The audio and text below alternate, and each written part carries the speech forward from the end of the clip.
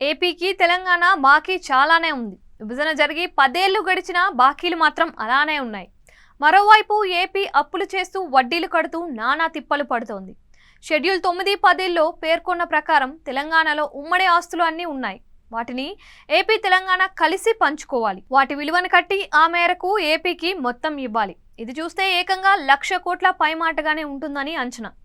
కేంద్రం చొరవ తీసుకొని ఈ పని ఏనాడో చేయాలి, కానీ మీరు చూసుకోండి అని వదిలేస్తోంది. పైగా బీజేపీకి తెలంగాణపై ఆశలు చాలా ఉన్నాయి కాబట్టి న్యూట్రల్గా ఉంటుంది. ఇక తెలంగాణ కొత్తగా ఏర్పడిన తరువాత ఏపీ నుంచి విద్యుత్ని వాడుకున్నారు. దానికి అయిన బాకీ 6,500 కోట్ల రూపాయలుగా ఉంది. కేంద్రం చెబితే ఏపీ తెలంగాణకు అలా విద్యుత్ కొరత లేకుండా సర్దుబాటు చేసింది. కానీ ఆ తరువాత తెలంగాణను బాకీ చెల్లించమని కేంద్రం మాత్రం ఎప్పుడూ గట్టిగా అడిగింది లేదు. ఇది చంద్రబాబు తొలి టర్మ్లో ఉన్నప్పుడు జరిగిన ముచ్చట. అప్పుడు తెలంగాణ సీఎం కేసీఆర్, జగన్ వచ్చినా అవి అలానే ఉన్నాయి. ఇప్పుడు చూస్తే రేవంత్ రెడ్డి తెలంగాణ సీఎం అయ్యారు.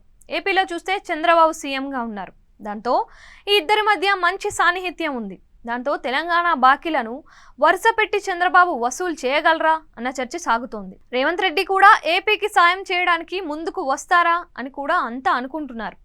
తాజాగా చూస్తే ఏపీ మంత్రి నారాయణ మీడియాతో మాట్లాడుతూ తెలంగాణ నుంచి ఆంధ్రప్రదేశ్కు 5,000 కోట్ల రూపాయలు రావాల్సి ఉందని ఒక అంచనాగా లెక్క చెప్పారు. ఆంధ్రప్రదేశ్ హౌసింగ్ బోర్డు లెక్కల ప్రకారం తెలంగాణ నుంచి ఆంధ్రప్రదేశ్కు సుమారు 5,170 కోట్లు రావాల్సి ఉందని నారాయణ తెలిపారు. అదేవిధంగా రాష్ట్ర విభజన జరిగి 10 ఏళ్లు అయినా ఉమ్మడి ఆస్తుల విభజన ఇంకా పూర్తి కాలేదని మంత్రి అన్నారు.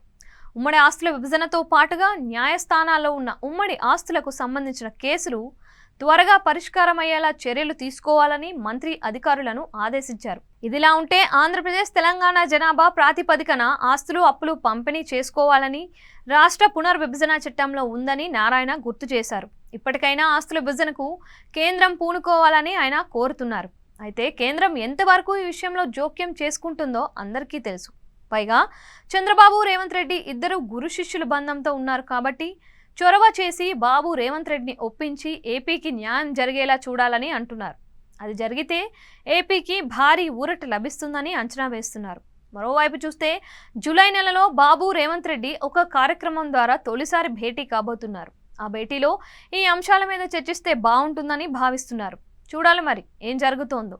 ఏది ఏమైనా అన్ని రకాలుగా చితికిన ఏపీకి న్యాయం అయితే జరగాలని అంతా అంటున్నారు.